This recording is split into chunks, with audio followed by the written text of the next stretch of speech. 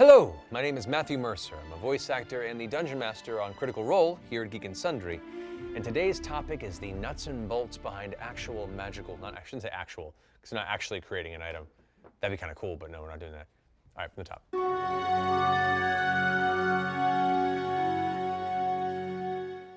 Now, there are a number of great magical items and equipment provided as reward options in many RPG systems. However, sometimes either you have inspiration to design and customize a piece of enchanted gear for a member of the adventuring party, or a magically inclined member of the party wishes to craft their own piece of custom loot during in-game downtime. Well, here are a number of tips to consider while coming upon either of these circumstances. 1. How prevalent are magical items in your campaign, and how integral do you want them to be to a PC's ability and power level? If you hand them out rather often, perhaps you would wish to keep the enchantment fairly light and situational, adding it to their toolbox.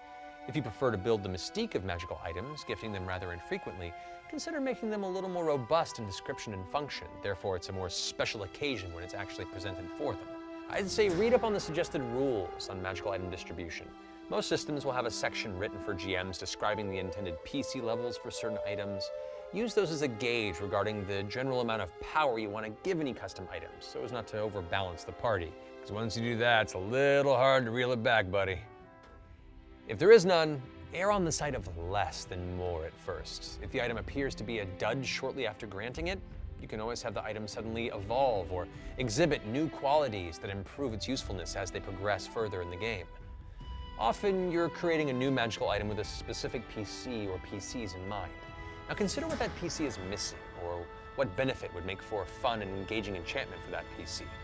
Are they generally grounded and lack ranged attacks to deal with flying foes? Perhaps a benefit that enables a ranged strike or a method of temporarily reaching a distant foe so they don't feel completely useless in those situations. Now, try not to load down a new magical item with a laundry list of abilities too early into a campaign.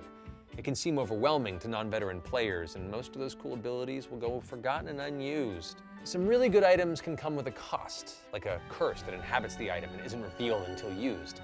They must quest to cleanse the item, or find a powerful enough healer to break the curse to utilize its true power. Maybe something terrible is also seeking the item, and as long as you wield it, you know you are slowly being stalked by the previous owner. Some magical items can be sentient, either harboring the soul of the creator or a previous owner, or the item was instilled with life essence when crafted. Consider the personality elements of the NPC persona locked within. What are their goals, their hatreds, and what would they not tolerate in a wielder?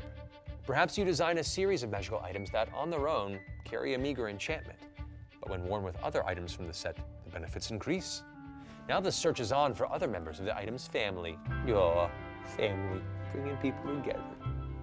Now, the monetary worth of an item can follow the suggested worth in recommended RPG systems, but also keep in mind that what an item is worth is far more than most merchants are willing to pay for it. I mean, after all, that's how they make a profit. So, when considering the party selling back magical items through the game, merchants will generally try and barter for anywhere from half to a quarter of what it's worth. Then you can go ahead and gauge your social encounter and how much they actually pay for it based on the success of the party. Now, some players may have access to materials and resources in-game to create and enchant their own magical accessories. If so, here are a number of things to consider, as well as some tips to keep in mind.